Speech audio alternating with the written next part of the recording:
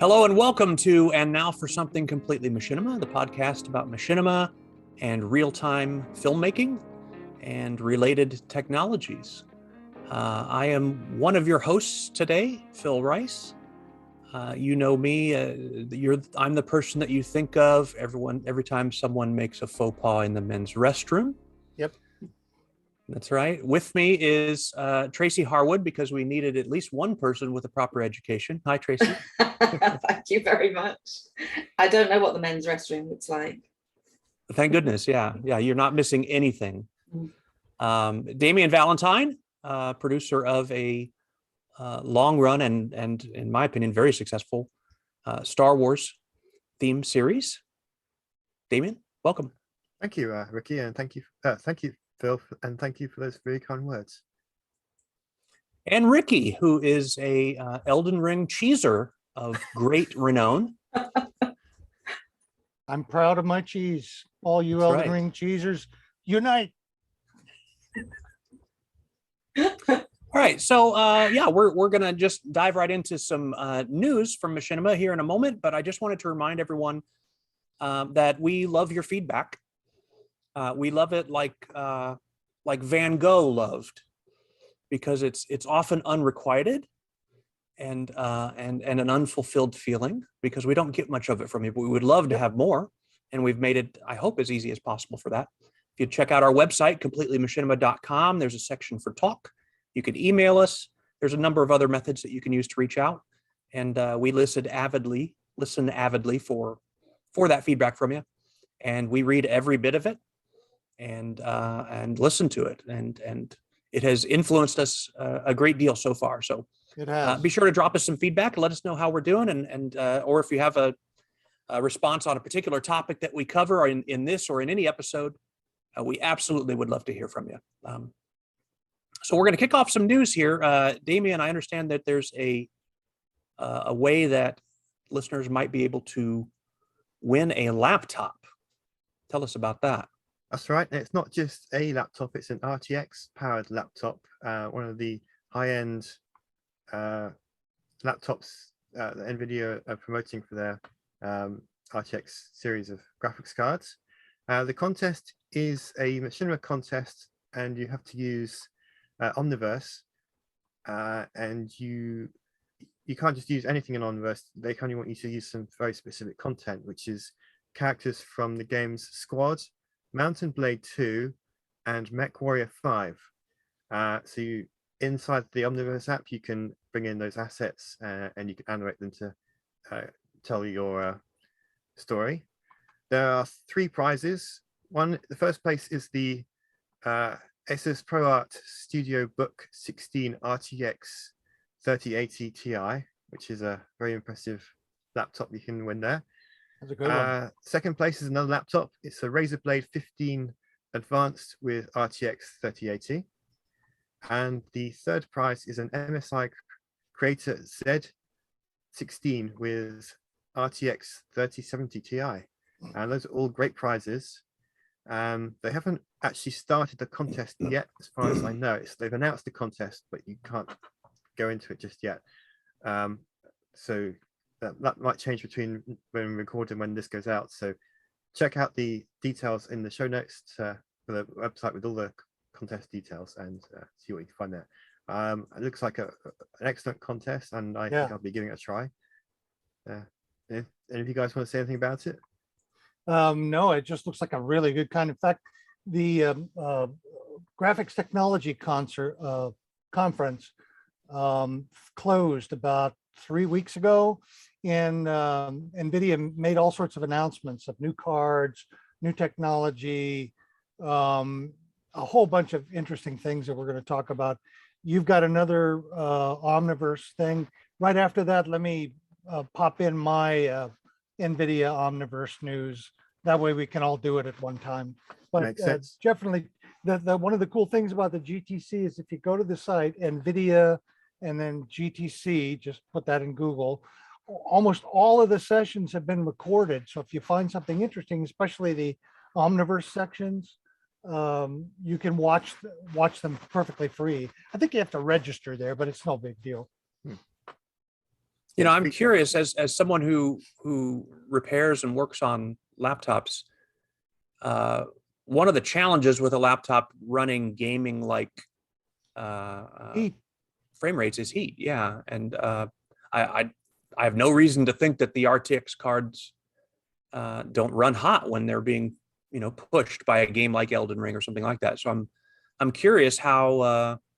I don't know anyone personally yet who's using an RTX laptop. I've run into a lot of gamers who've used other stuff, and that's always one of the challenges. Is they really have to keep the vents clean of dust, and you can't set the laptop on your bedspread or something, and it has to be able to breathe, or it's going to really heat up and sometimes just shut down. So Yeah. I'm very curious to with the innovations that are coming with graphics.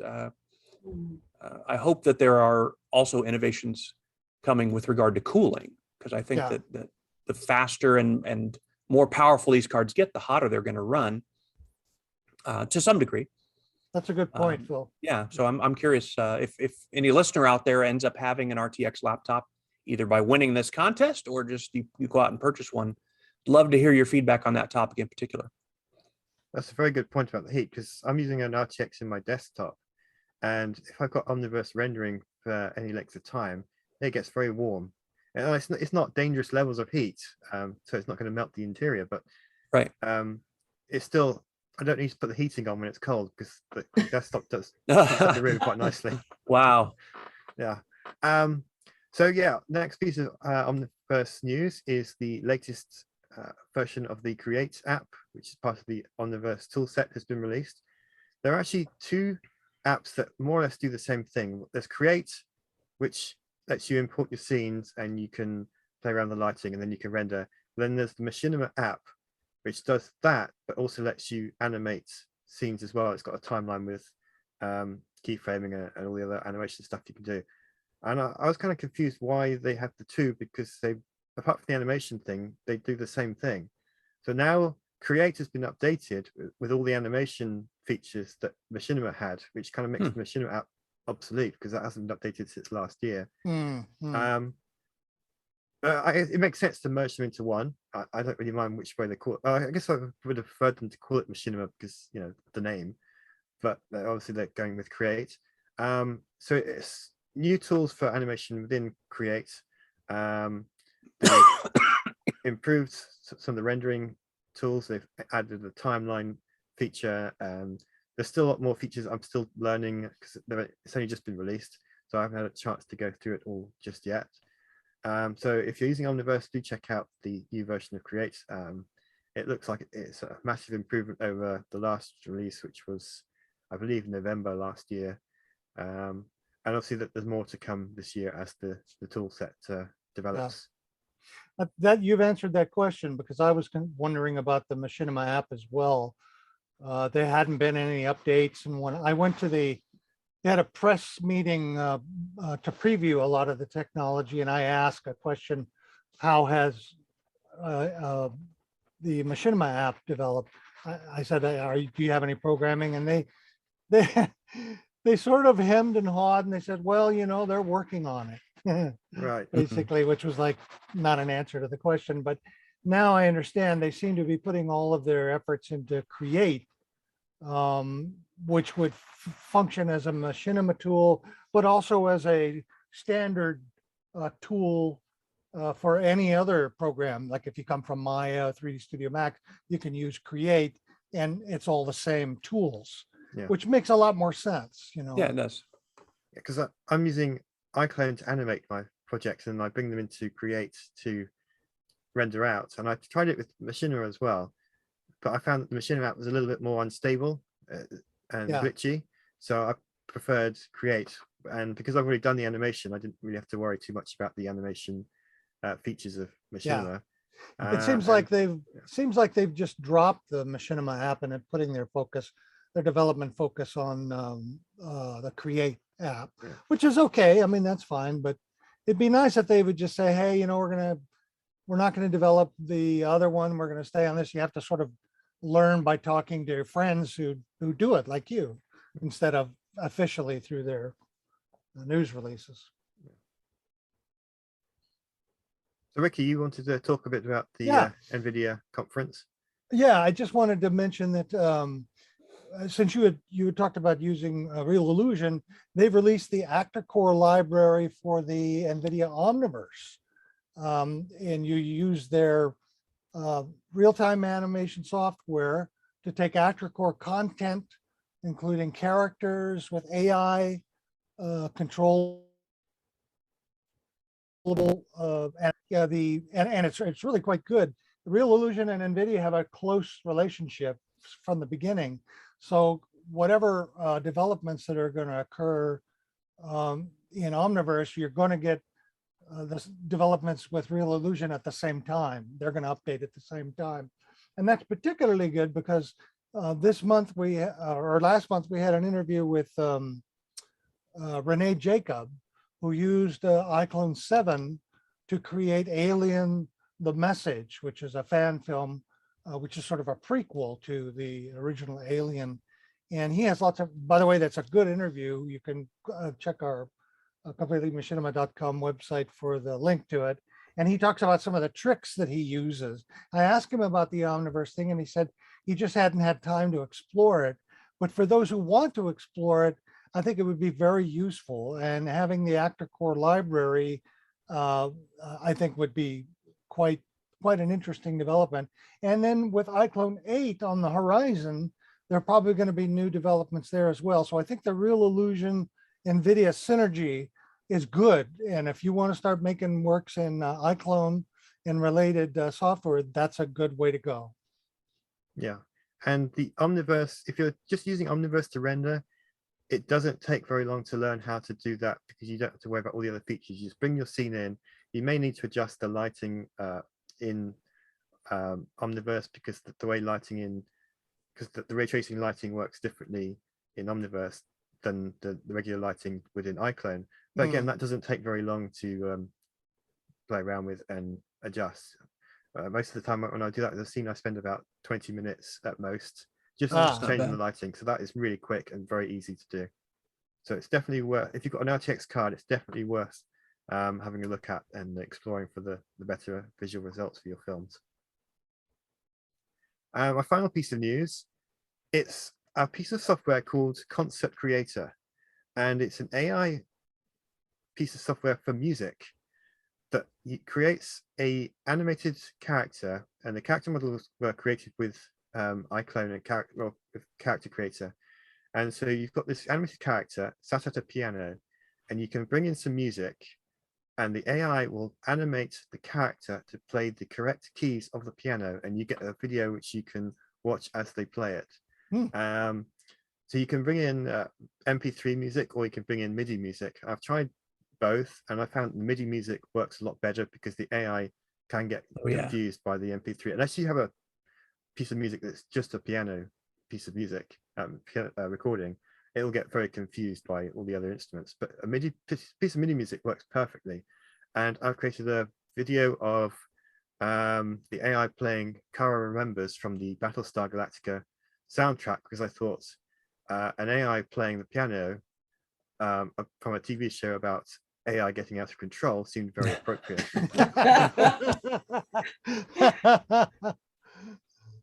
So yeah, that's my news for the week. You can check out all the links in my notes. Concert Creator is pretty fascinating. If you've ever seen those kind of overhead view pictures of, you know, someone playing the piano, and there'll be the light scroll down showing the notes. Rousseau is, I think, the most popular, very good piano player that does those videos.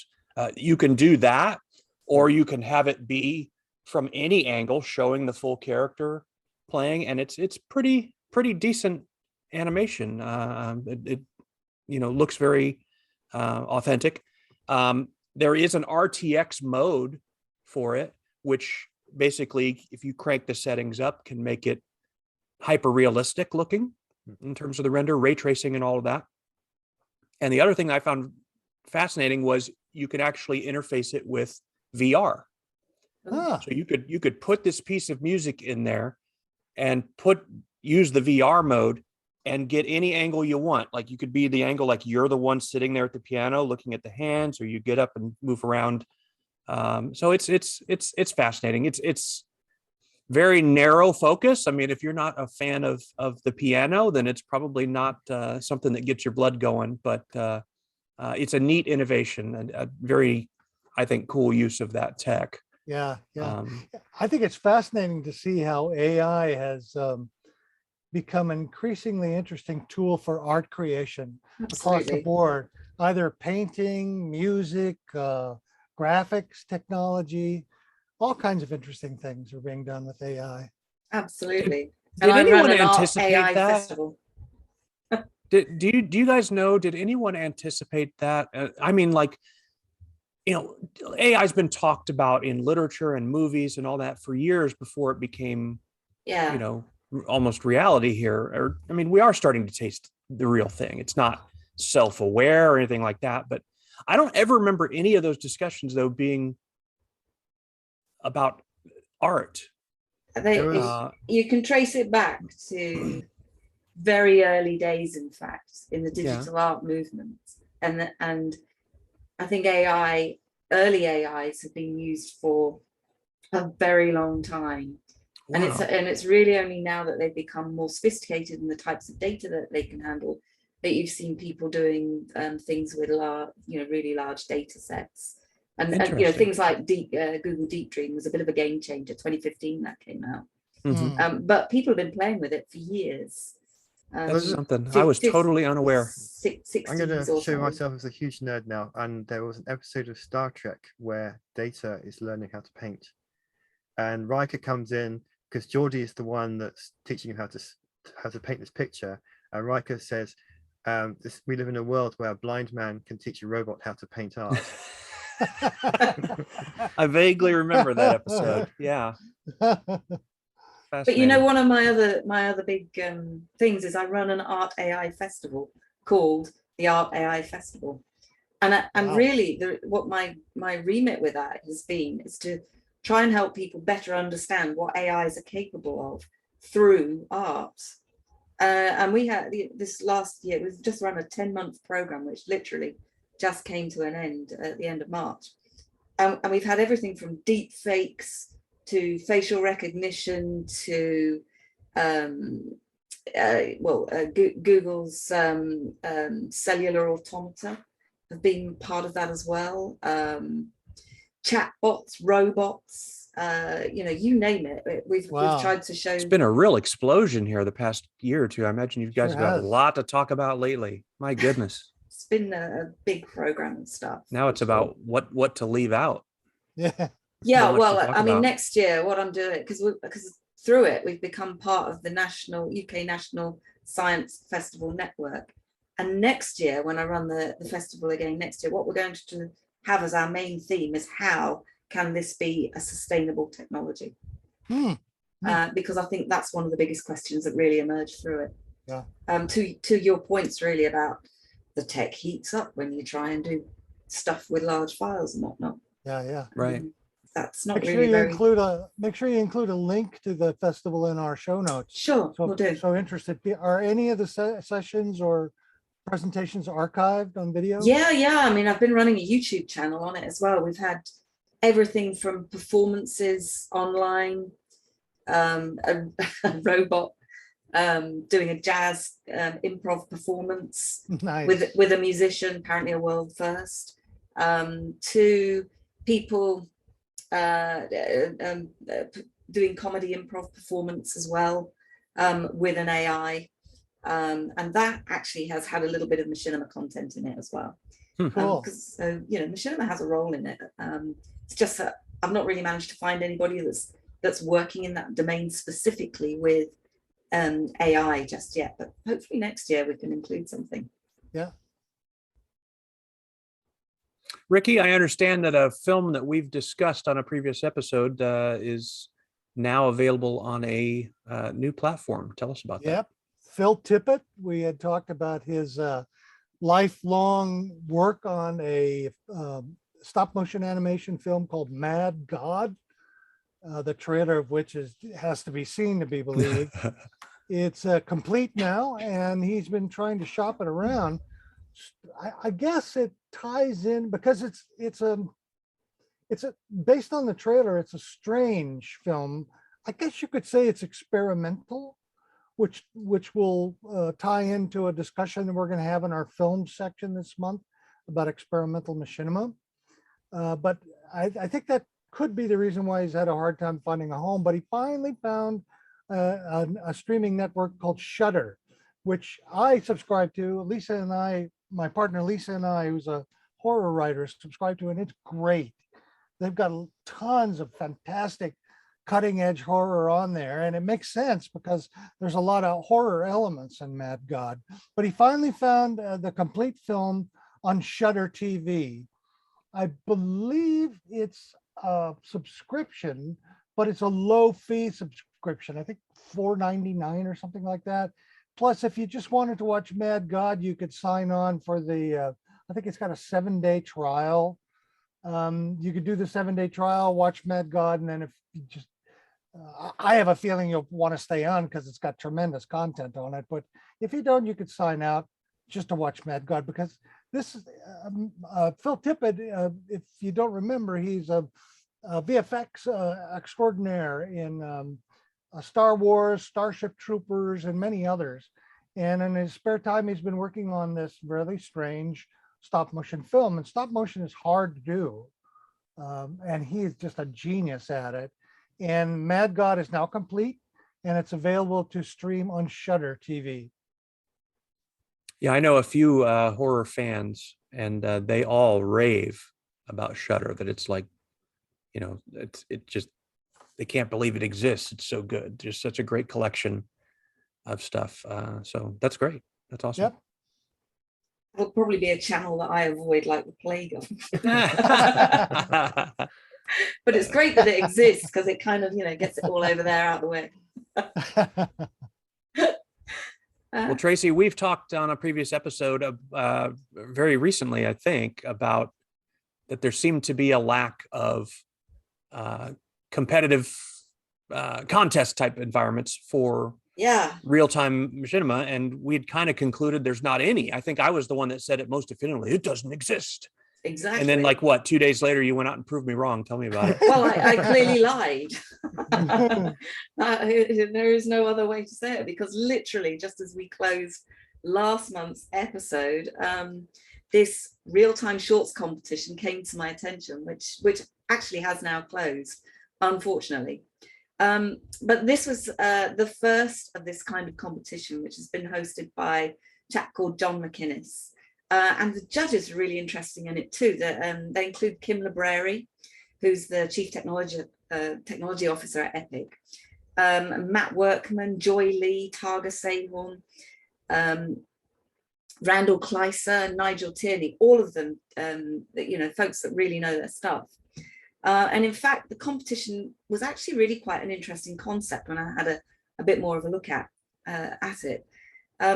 Basically, John had made Unreal Engine scene files from one of his creative projects available to those that registered for the competition. And then they had something like 30 days in which to create a short.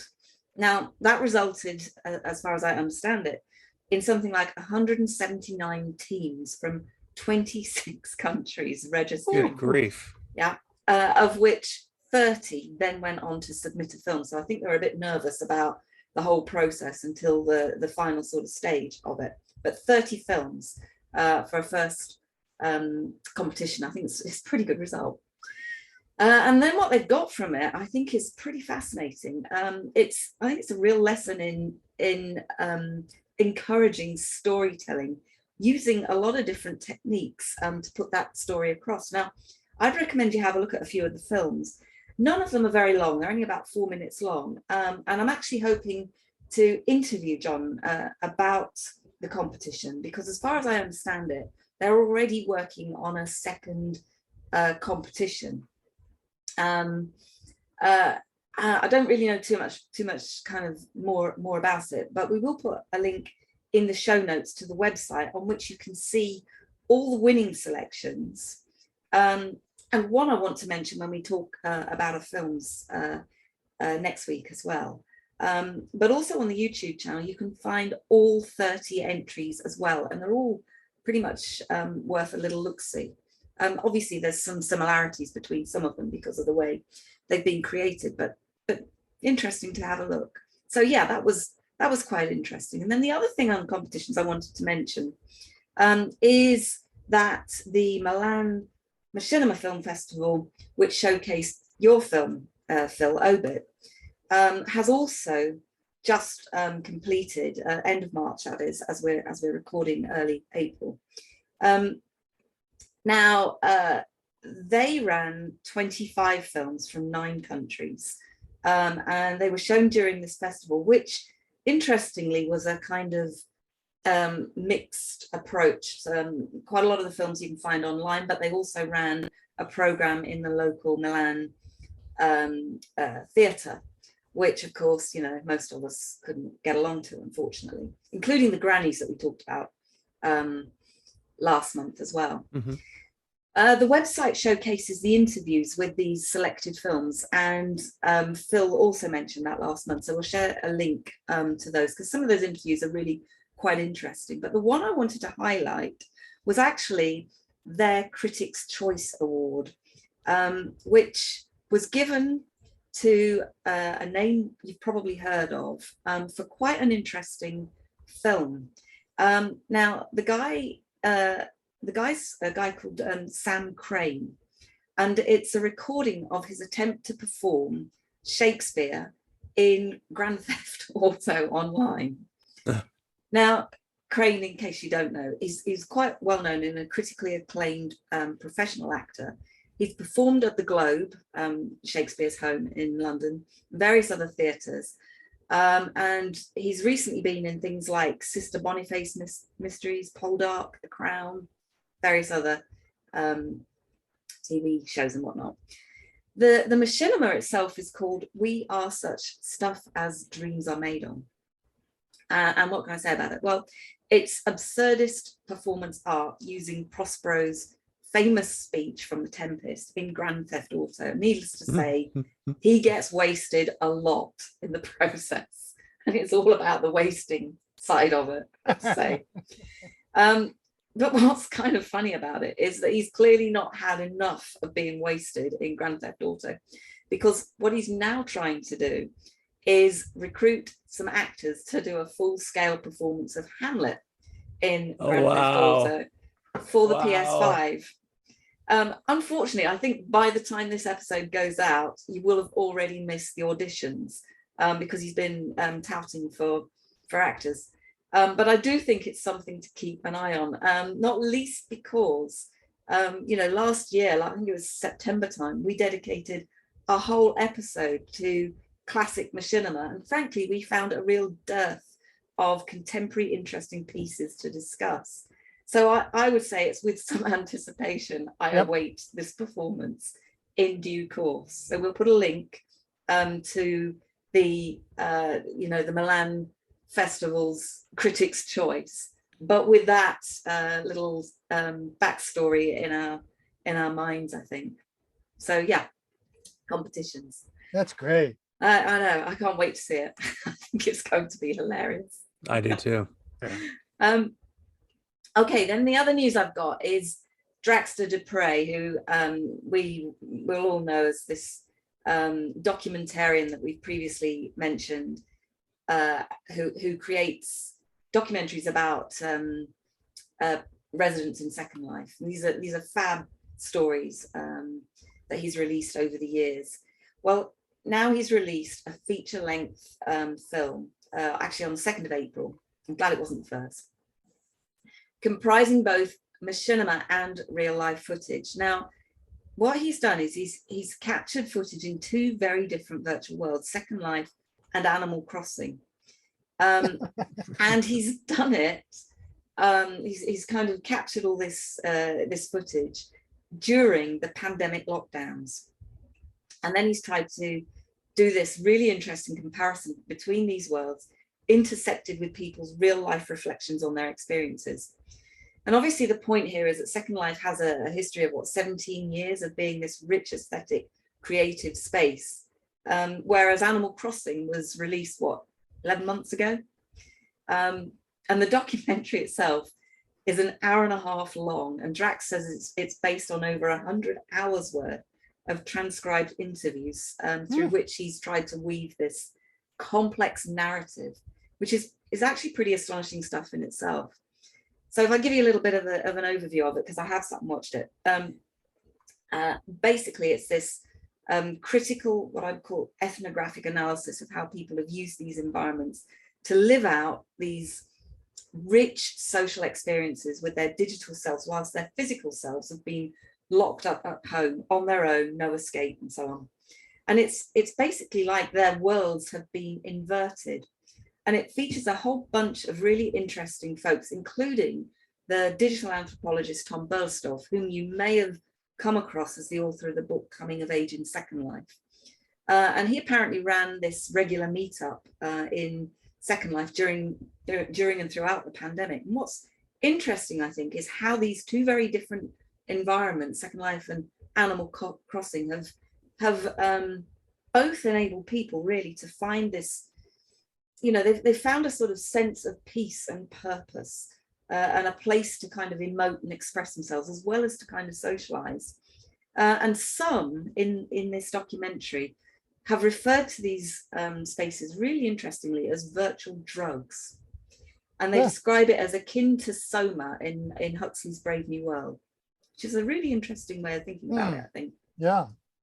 And I think also that what the documentary shows is not only is it sort of shining this really bright light on the relationship between the virtual and the physical, and the diversity of representations of roles and responsibilities that you might have in those kind of spaces, but it's also showing the very clear differences between social media and virtual worlds as social spaces.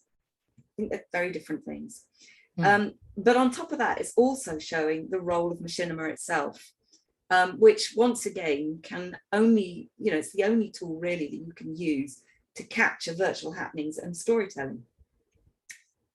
So, you know, it's not really very surprising, I think, that organizations like Meta have kind of decided that they want in on this act.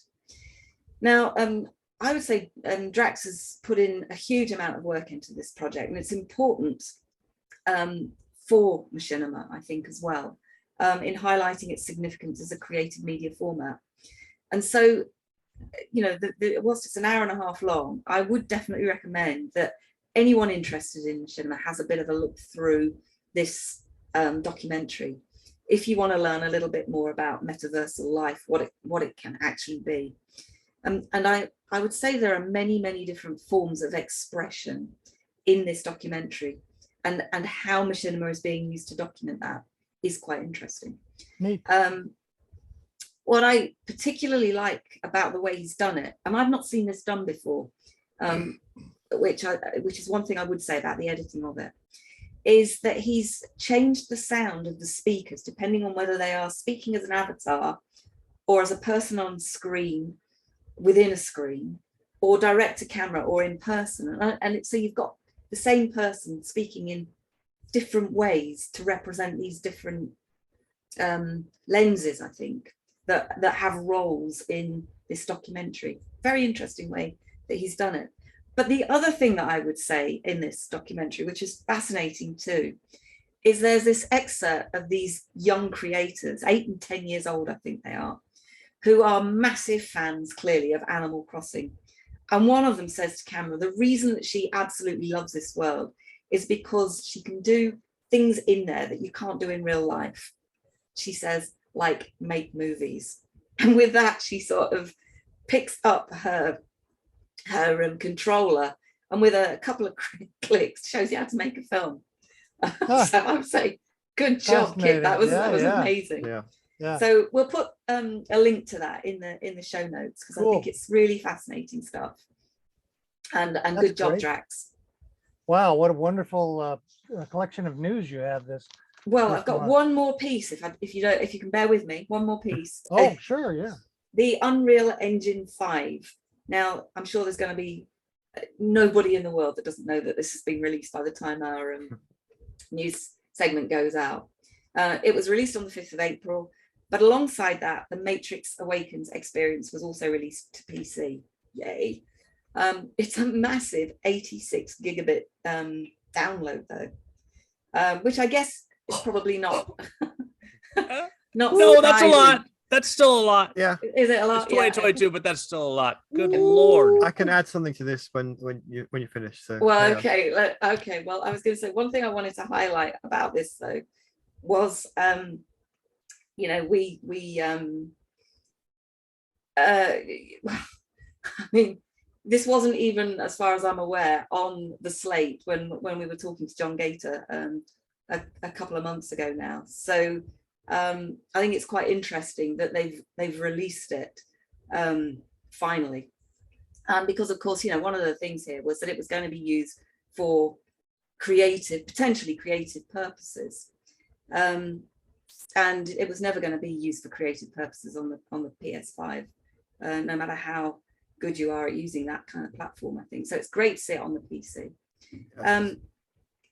What I wanted to put a link to in the show notes is a couple of little videos, one of which is showing you how you can do more with this kind of expansive open world, which is based on the Matrix aesthetic, and I think it's quite clever in the way that they articulate the Unreal 5 pipeline through the development in the way that they talk about it. So it's definitely worth a watch, I think.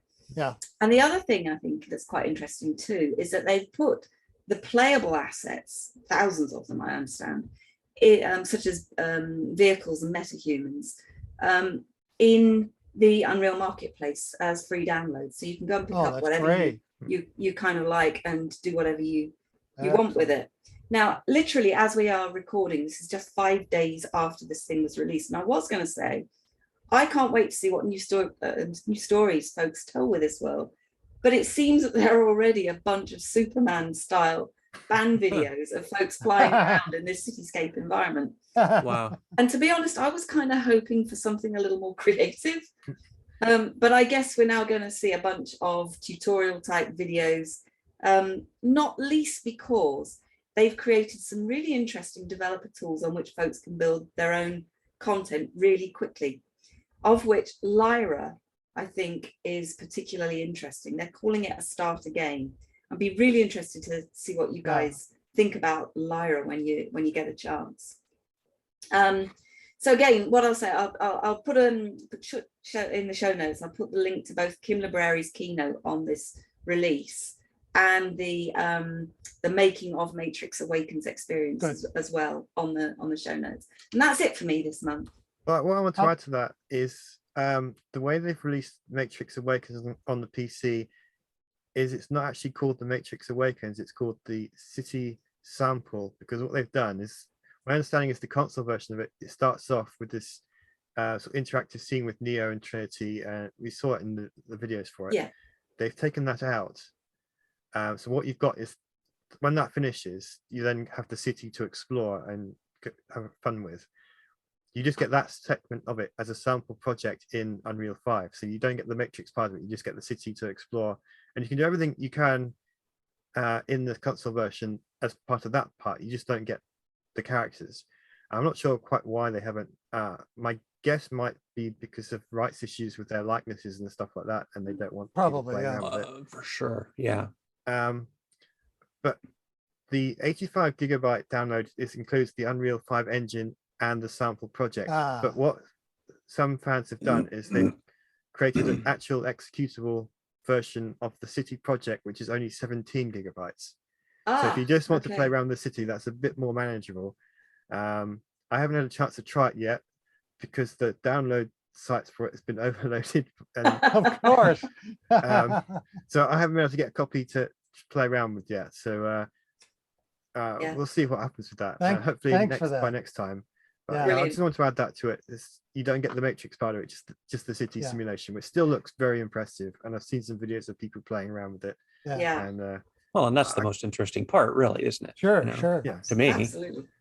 Quick note on Unreal 5, there have been some major changes in it, additions. They completely redid their lighting setup. They've adjusted the interface, the Unreal interface. there's lots of good videos on YouTube about introducing you to Unreal 5. If you've been afraid of Unreal 5, because Unity, I mean, obviously Unity, which is their chief rival, is easier to use. Unreal is a bit harder, but I think Unreal 5 is a good place if you've been wanting to learn Unreal. This would be a good version of it to start with, because although the initial learning curve is a bit high, once you get over that threshold, it becomes very clear. And the marketplace, like Tracy was pointing out, is filled with all sorts of free content. It's Machinima because it takes place in an Unreal Engine, and the rendering quality is just fantastic. So this Unreal, we'll definitely put a download link. So if you just want to try Unreal 5, lots of tutorials. We'll put that in the show notes. Yeah, Unity's Unity's a great platform, and they must. I kind of picture, like, with this huge launch that Unreal 5 has had, and the to call it buzz is, you need a new word for bigger than buzz. You know, it's unreal. Unreal. Oh. I did see. But yeah, it's like if they were characters in Back to the Future or something. Unity's a nice guy. He's George McFly. You know, hi there. And you know, Unreal 5 is Biff. You know, what are you looking at, butthead? You know, and not that they're mean, but just he's just this bigger than life guy that dominates the room, and that's the kind of month and frankly year that Unreal 5 has had. It's astounding. So I'm looking forward to peeling back the wrapping paper on that for sure. One of the videos I saw earlier about the city sample and the guy playing around with it, he said this must be giving Rockstar a headache when they're working on GTA 6. Yeah, but By the way, there have been some very interesting rumors about GTA 6, and they may be nonsense, but I'll just give you kind of a taste. One of them is that Rockstar is aiming for a world size comparable to that of Earth, wow. spanning multiple continents. Wow. Now, again, completely unfounded. I don't know, but I think some of that is just looking at. Well, actually, one of my film choice for next week is directly related to world sizes in games, and the numbers there. It's just mind blowing. What's being done, and this Matrix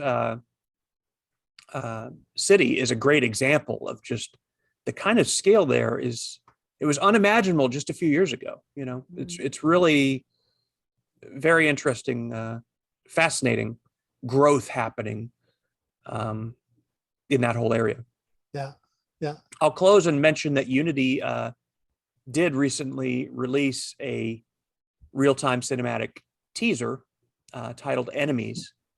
It's absolutely gorgeous, and like it's gotten completely overshadowed by Unreal Engine 5, but it's beautiful. It's just kind of a nice reminder that, wow, you know, Unity can really do some amazing stuff that's in the same tier as the kind of content that we see come out of Unreal Engine. I don't think they have the corporate adoption, and you know, Unreal Engine obviously is used in the shows that a lot of us like on Disney Plus and whatnot, the Mandalorian and that kind of thing, and that's going to propel the evolution of that tech forward. I think having those adopters. I don't know if Unity has anything comparable to that, but it's still a amazing platform, still low cost entry to get involved with it. I mean, technically you can use it for free under most circumstances. So we'll include a link to that Enemies teaser, because I found it fascinating. I don't think if I'd been shown it and not been told that it was the Unity engine, I don't think I would have guessed that from looking at it. Yeah. It's very, very, very high end. Yeah, you're right. The buzz is more with Unreal, but Unity is still a very strong choice. It's got a better marketplace with cheaper products, lots of free stuff. The learning curve is lower. You also have, I don't want to say less of a professional user base, because there are professional, but their focus is on making games, becoming a game maker. And whereas Unreal, you can still create games with Unreal, but Unreal has moved over into other areas, virtual production and things like that. Unity has always stayed focused on game making. That's true. So I think if you want to become a game maker or create machinima, Unity is a great platform to start, and it's essentially free. Now the cost is going to come in when you go, oh yeah, oh, that science fiction city. I got to have that science fiction city for $10. And then you say, oh, I've got to get that science fiction hallway. And pretty soon you got $50 worth of your science fiction set.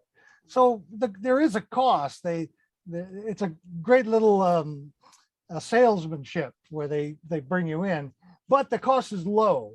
It's really low, and it's really easy to use once you get the hang of, and the community is strong. Lots of great tutorials. It's still a very viable source to make movies, to make games, to create content, to do virtual photography. It's great. It's really great. Well, I think that concludes our news episode. Thank you, listeners, for tuning in. Oh, Phil, I have one last thing I wanted to say. Yeah, sure. Excuse me for interrupting you. Tracy, you mentioned that the Matrix world was used by people to feel safe, well, I have another alternative for feeling safe, and it's reading. Read a book. Here, put it in front of your shirt, because it's the background blur is making it. Anyway, there you go. Yeah, there you go. Yeah. Oh, wow. Yeah. Robert Hi, Claudius. Says, hi, Claudius. If you want to feel safe and jump into a little world, read books. They're still there. But some of those are scary too. There's they're wonderfully so.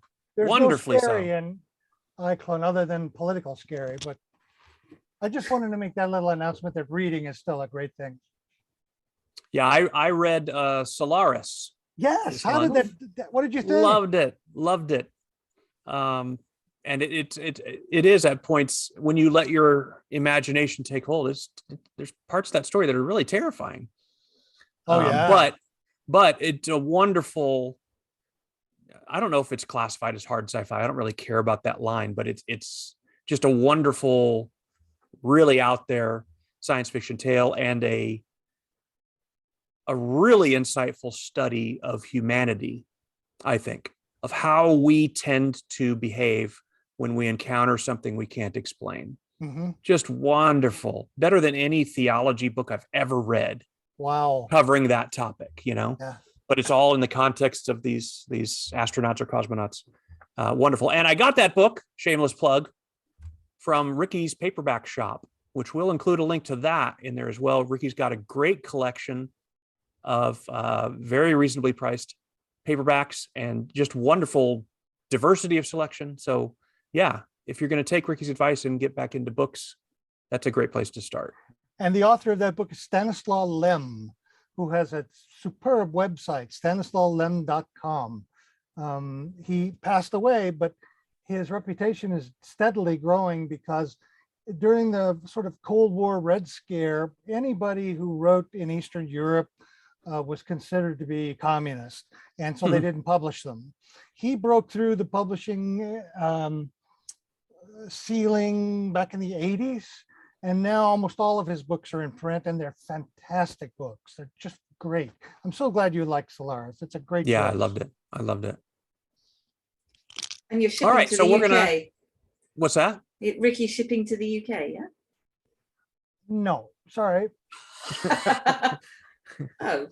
But for you contact me and I'll do it. But for most people, no, the shipping rates from America to UK are just out of sight. Oh, yeah. $6.95 for the book, $29.95 to ship. Yeah. Not good. And 3 weeks waiting. Yeah. I know. Well, Anyway, we'd just like to make it clear that Ricky's America First standard is not the standard of the show in general. That's right.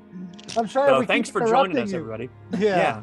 Thanks for joining us. We'll see you on the next episode where we talk about some films. We'll sign off now from me, Phil. Tracy, Ricky, and Damien, thank you so much. A Bye. pleasure as always.